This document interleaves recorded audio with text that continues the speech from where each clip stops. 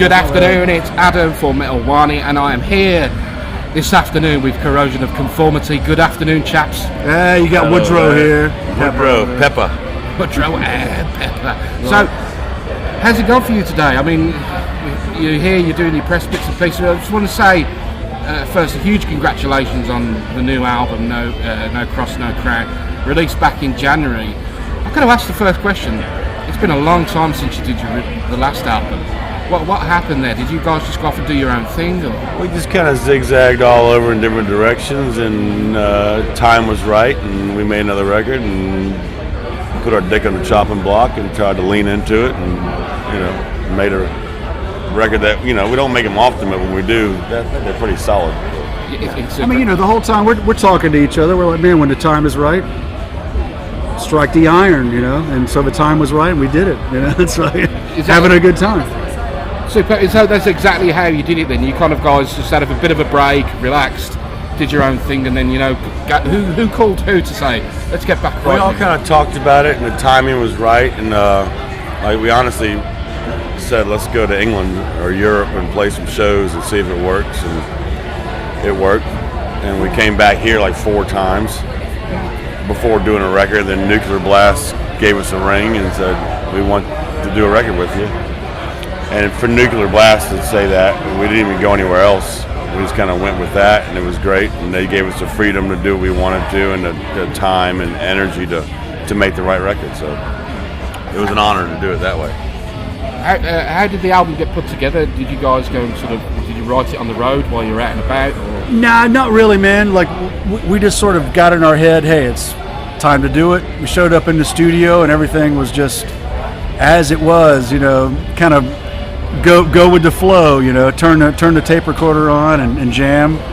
And we kind of did it in 4 or 5 day sessions, and just at the end of that 4 or 5 day session, we'd have a couple songs kind of like completed, It was a fun way to do it.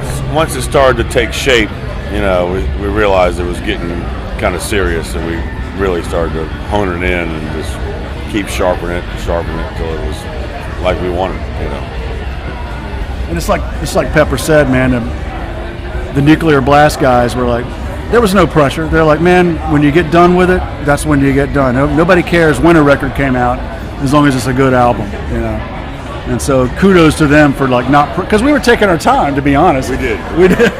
Well, yeah, it's quite a few years to take your time. Well, yeah, So we did it on our own time, and I would do it that way again. I don't want to take that long for the next one, but. No, that's what I was about to say. Are you now, with this album being, it is a belter of an album. You don't spit them out like that. No. I'll put it on my, I'm proud of it, and we really, it took time to play shows, play live, take ideas and hone it into one big thing, but we don't just spit a bunch of songs out in one key, and every guitar tone is different on every song. There's a lot of work involved in it. So. Is that how you guys feel?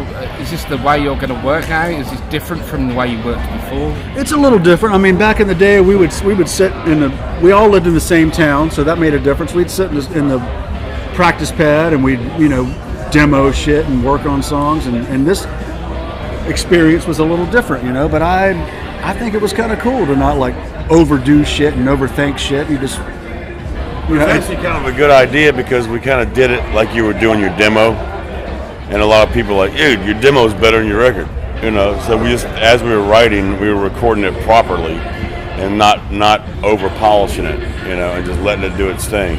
And so that type of mentality at this point in the game, if you don't have it figured out, you might as well give it up. Well, you're never going to get it figured out. Right. So, the songs were doing their thing and working, and we just left them in their raw stages and just. You seem to me, just from talking to you, that you're at a very comfortable point in your career in terms of the way you write stuff and the way you record it now. Well, I just don't know who you're chasing at this point. No. This is what we do. Seems to be accepted, and we just do our thing. I'm not trying to change the world, but I'd like to. We just gotta do our thing, and it works. There's a lot to change. There is an awful lot to change. Yeah, you've been to festivals in the UK before. I saw you a couple of years back. This afternoon at Download, What's it going to be for you guys? Is it going to be a mixture of old and new, or a lot of stuff off the new record? A mixture. You know, of course, we don't have a lot of time today. You know, because nobody does at these things. Festival. Yeah, so it's like, off. you got to pick Throw and and choose. go. It's a throw and go. So we'll try and squeeze at least 1 or 2 new ones in, and then, you know, going back a couple of years and see what happens. Well, I really look forward to seeing what goes on with you guys in the next few years, because I've got a feeling that we're going to see an awful lot more of you, more so than before, I think. Unfortunately. Oh, sorry. We apologize in advance. Oh, it's such an awful thing, isn't it, really? We need Can we to go see to you. India, please? Metalwani, can we make this happen? Let's see if we can do Hit me that. back, Metawani. Metalwani, we need to get these guys out to India. I'm sure a booking agent will be ringing you very shortly. Yeah, I hope so. Let's see what happens. Guys, thank you very much for a lovely interview Much and love. a great afternoon. And Thank you, welcome buddy. back to the UK. Absolutely. We Thank love you here. We love you. sir. Thank We you. love Thank you very much.